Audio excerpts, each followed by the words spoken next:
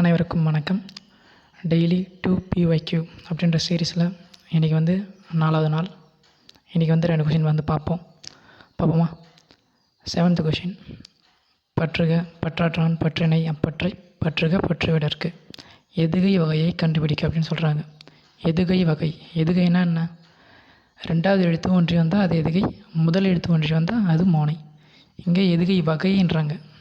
இது மோனை எதுகை வகை வந்து ஒரு 7 இருக்குது. அது 7 என்ன அப்படின்னு ஃபஸ்ட்டு போய் தெரிஞ்சுப்போம்.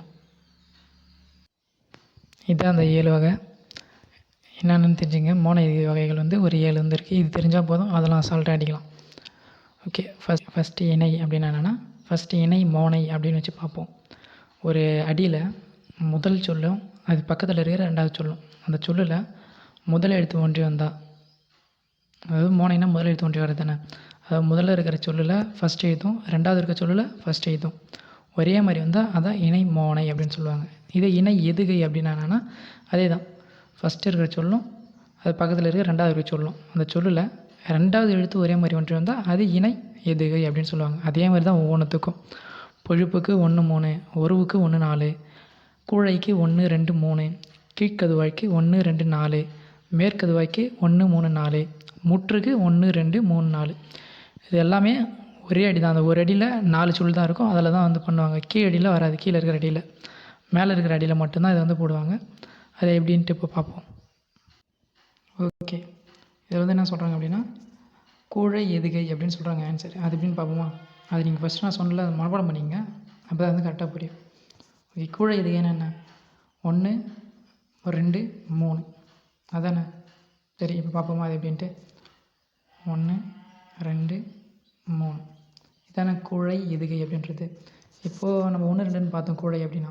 இப்போ எதுகை அப்படின்னா 2வது சொல் ஒன்றி இருக்கணும். இப்போ பாருங்கள், இருந்தது, பற்றுக்கல, பற்றற்றானில் இருந்தது, பற்றினையில் இருந்தது. அப்போது 1 2 3 இந்த 3 சொல்லிலையும் 2வது எழுத்து ஒன்றி வந்திருக்கு. அப்போ இதுதான் கூழை எதுகை.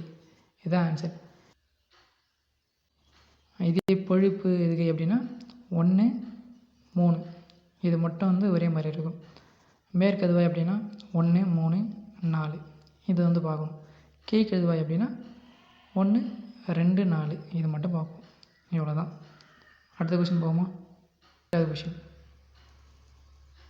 அழக்கொண்ட எல்லாம் அழப்போம் இழப்பினம் அப்படின்ட்டு ஒரு அடி கொடுத்துட்டாங்க. இந்த அடியில் இருக்கிற எதுகை வகை என்ன அப்படின்னு கேட்குறாங்க. எதுகை என்னன்னு நமக்கு தெரியும். 2வது எழுத்து வந்து ஒன்றி வரத்து. 3 வந்து கொடுத்துட்டாங்க. அந்த 3 என்னென்னு பார்ப்போம். இப்போ கூழை என்னென்னு பார்த்தோம். 1 2 3 இது வந்து ஒன்றி வரத்து. மேற்கதுவாய்னா 1 3 4, கீழ்கதுவாய்னா 1 2 4. பொழிப்பு அப்படின்னா 1 3. ஓகே, இங்கே என்ன இருக்குது அப்படின்னு பார்க்கணும்.